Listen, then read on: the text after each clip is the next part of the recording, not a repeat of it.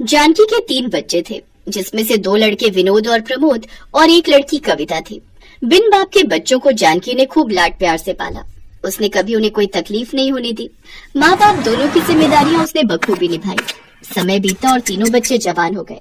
विनोद और प्रमोद अच्छी कंपनी में नौकरी पर लग गए, जहां उन दोनों को अपने मालिक की अमीर घर की 2 बहनों नैन्सी और सुप्रिया से प्यार हो गया। जानकी को भी दोनों लड़कियां पसंद आ गई। फिर सबकी रजामंदी से शादी की तारीख पक्की हो गई।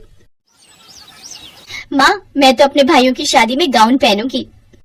हाँ, तो ऐसे तैयारी कर रही है जैसे हमारी नहीं बल्कि तेरी शादी हो, हैं? और क्या भला आखिर क्या जरूरत है बेकार में खर्चा करने की? माँ, ये तो तुम्हारी ही साड़ियों से कोई पहन लेगी, हैं? आखिर तुम दोनों भाइयों की इकलौती बहन है, इतना तो इसका हक बनता है। फिर जानकी ने अपने पैसों से कविता के लिए गाउन बनवा दिया। ऐसे ही शादी वाला दिन भी आ गया और जानकी की दोनों बहुएं ब्याह कर घर आ गई। कुछ दिन ऐसे ही बीत गए। एक रोज, बस अब जल्दी से अपनी बेटी के हाथ भी पीले कर दूं तो मैं अपने सारे फर्ज से मुक्त हो जाऊंगी। वैसे भी मैं अस्थमा की मरीज हूँ, न जाने कब क्या हो जाए। तभी जानकी की दोनों बहुएं वहां आ गईं। अगर दोनों माँ बेटी की खुसुर फुसुर खत्म हो गई हो तो घर के कुछ काम कर ले, और नहीं तो क्या, अब हम दोनों सारा दिन किचन में रहकर खाना बनाएंगी क्या? ना बाबा ना, हमसे तो ना होगा ये। चल कविता, रसोई में बर्तन रखे उन्हें धो दे, फिर खाना बना ले जाकर। इस तरह दोनों अमीर घर से आई बहुएं सास ननद से घर के काम करवाने लगी। दोनों बड़े घर से आई थी, लेकिन फिर भी उनके मन में लालच भरा हुआ था। सुनिए जी, ये माँ जी कविता को कुछ ज्यादा ही प्यार करती हैं। अब कल की बात लो, माँ जी ने अपने सोने की बालियां कविता को दे दी। मुझे तो डर है कहीं एक दिन वो ये घर भी उनके नाम ना कर दे। और क्या, वैसे भी किसी के मन में कपट आते कहाँ देर लगती है। दोनों बीवियों ने अपने पति के मन में बीज बो दिया। फिर क्या था, अगले ही दिन विनोद और प्रमोद वसीयतनामा लेकर अपनी माँ के पास पहुँच गए। माँ, इन पेपर्स पे साइन कर दो।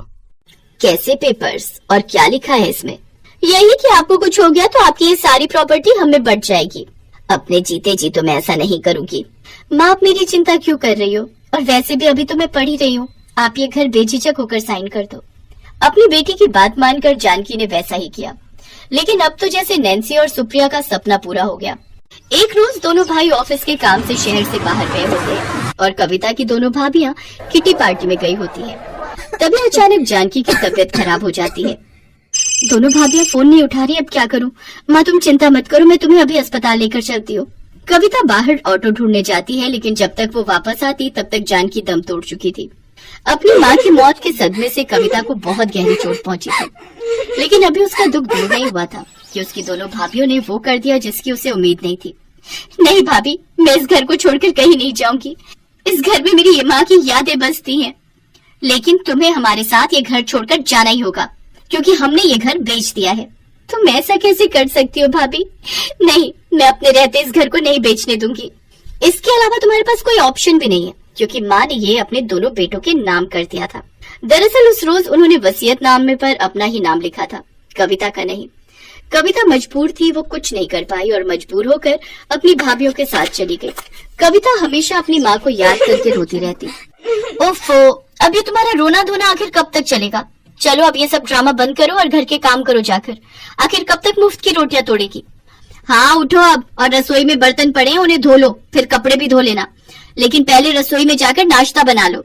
अगर मैंने इनकी बात नहीं मानी तो ये दोनों मुझे घर से निकाल देंगी, फिर मैं कहाँ जाऊंगी? अब कविता सारा दिन घर का काम करती और जब समय मिलता तब आधी रात को पढ़ने बैठती। एक दिन घर में विनोद और प्रमोद की बिजनेस पार्टी थी। उसमें क्लाइंट्स के साथ उनकी वाइफ भी आई थी। सारी तैयारी कविता ने अकेले कर ली। तभी पार्टी में एक औरत ने नैन्सी से पूछा, ये लड़की कौन है नैन्सी? ये हमारी नौकरानी है। ये सुनकर कविता को बहुत बुरा लगा और वो बिना किसी से कुछ कहे उस घर से चली गई। लेकिन उसे कहीं ठिकाना नहीं मिला, इसलिए वो फुटपाथ पर रहने लगी और भीख मांगकर अपना गुजारा करती, साथ ही अपनी पढ़ाई भी करती। समय बीतता रहा और एक दिन उसकी मेहनत रंग लाई। उसने एसएससी की परीक्षा पास कर ली। फिर भीख मांगने वाली एक गरीब ननद इनकम टैक्स अफसर बन गई। ऐसे ही समय बीता। एक रोज, हे राम, हम लुट गए, बर्बाद हो गए। क्या हुआ? ऐसे क्यों चिल्ला रही हो? हमारे हस्बैंड के दफ्तर में पुलिस वालों की रेड पड़ी है, सब कुछ जब्त हो गया, ऑफिस सील हो गया और गार्ड कह रहा था अब वो टीम हमारे घर ही आ रही है। हमें क्या पता था ये दोनों भाई गैर कानूनी काम करते हैं। क्या? अब हम कहाँ जाएंगे? फुटपाथ पर। न जाने किसके श्राप का फल है जो हमें ये दिन देखने को मिल रहे हैं। तभी पुलिस वहां आ गई और उन्होंने उनके घर को भी सील कर दिया। अब वो दोनों सड़क पर आ गई। उधर कविता सरकारी आवास में रहती थी। उसने जब अपने भाइयों के बारे में अखबार में पढ़ा तो वो खुद को उनसे मिलने से रोक नहीं पाई। वो अपनी कार से जा ही रही थी कि तभी उसने अपनी दोनों भाभियों को फुटपाथ पर बैठे देखा। भाभी, आप दोनों यहाँ? ये सब कैसे हो गया? मैंने अभी अभी अखबार में देखा जो कुछ भी आपके साथ हुआ। ये सब हमारे कर्मों का फल है कविता। हमने जो तुम्हारे साथ किया उसकी सजा हमें मिल गई। अब तुम हमें माफ कर दो। हाँ नैन्सी, अब तुम हमें माफ कर दो। आप दोनों घबराओ मत और मेरी गाड़ी में बैठो और मेरे घर चलो। तुम्हारी गाड़ी? तुम्हारा घर? हाँ, अब मैं एक इनकम टैक्स ऑफिसर बन गई हूँ। अपने दोनों भाइयों को छुड़वाने के लिए कुछ करती हूँ मैं। खुशी के मारे उसकी भाभियों ने उसे गले से लगा लिया। उसने अपने भाइयों की भी जमानत करवा दी। अब दोनों भाइयों ने कसम खा ली कि वो अब ईमानदारी से काम करेंगे। अब दोनों अमीर भाभियां अपनी गरीब ननद के बड़प्पन के आगे झुक गई, क्योंकि आज उनकी गरीब ननद उन दोनों से भी ज्यादा अमीर थी।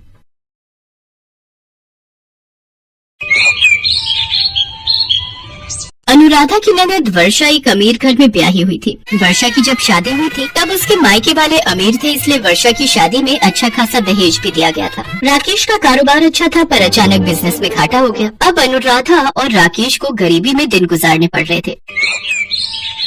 मम्मी, बुआ के घर चलो ना, मुझे पूर्वी के साथ खेलना है। उसके पास बहुत सारे अच्छे अच्छे खिलौने हैं, मेरे पास तो एक भी नया खिलौना नहीं है। अच्छा ठीक है, चलती हूँ, लेकिन जल्दी आ जाएंगे पापा के आने से पहले। अनुराधा अक्सर स्वाति को वर्षा के घर ले जाती थी। स्वाति को पूर्वी के साथ खेलना अच्छा लगता था पर वर्षा को अनुराधा का बार बार आना पसंद नहीं था। भाभी, हो सके तो दोपहर के वक्त मत आया करो, वो पूर्वी के सोने का वक्त होता है ना, तो तुम स्वाति को ले आती हो। पूर्वी खेलने में लग जाती है इसलिए बोल रही हूँ, वैसे मेरी बात का बुरा मत मानना। नहीं वर्षा, मैं भला तुम्हारी बात का बुरा क्यों मानूंगी? वो तो स्वाति जिद करने लगी कि उसे पूर्वी के साथ खेलना है, इसलिए मैं उसे ले आई। चलो स्वाति, अब घर चलते हैं, पापा भी आ गए होंगे। अनुराधा की ननद वर्षा उसके गरीब होने से चिढ़ती थी, पर अनुराधा बहुत भोली थी। उसके स्वभाव में सीधापन था। वो अपनी ननद की बातों को दिल पर नहीं लेती थी। कुछ दिनों बाद वर्षा की शादी की सालगिरह का फंक्शन था। उसने सबको इनवाइट किया था। राकेश, वर्षा की शादी की सालगिरह है, वो एक बड़ी पार्टी कर रहे हैं। हम तो घर के हैं, इसलिए समय से पहले पहुँचे तो उन्हें अच्छा लगेगा। ठीक है अनुराधा, एक काम करो, तुम स्वाति के साथ चली जाना, मुझे थोड़ा काम है तो मैं वो निपटा कर वहीं से सीधा आ जाऊंगा।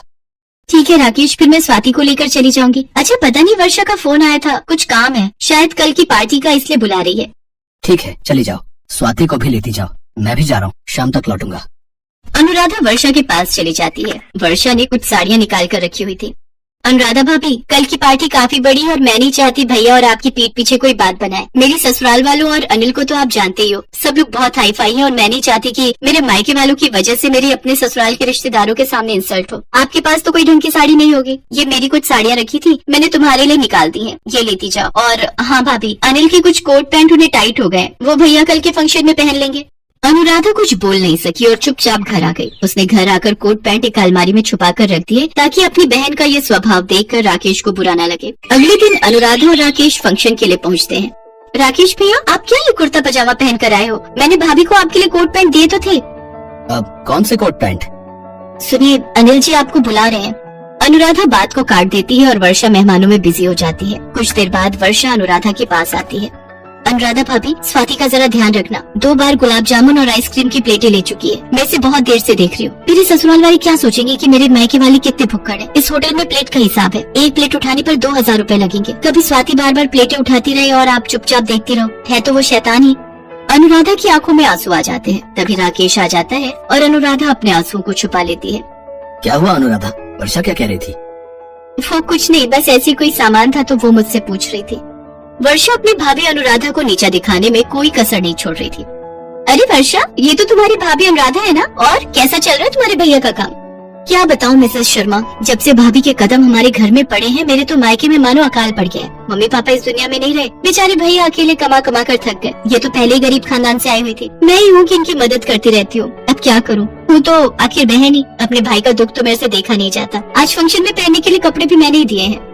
तभी अनिल वर्षा को केक काटने के लिए बुला लेता है। फंक्शन खत्म होने के बाद अनुराधा राकेश और स्वाति के साथ घर आ जाती है, पर उस दिन अनुराधा ने सोच लिया था कि अब वो वर्षा के घर बहुत कम जाया करेगी। पूर्वी कई बार जिद करती थी पर वर्षा उसे बहाना बनाने लगी। एक दिन राकेश घर आया और अनुराधा से बोला, अनुराधा, अनिल जी मिले थे, वर्षा के कंधे में फ्रैक्चर हो गया है, वो बाथरूम में फिसल गई थी।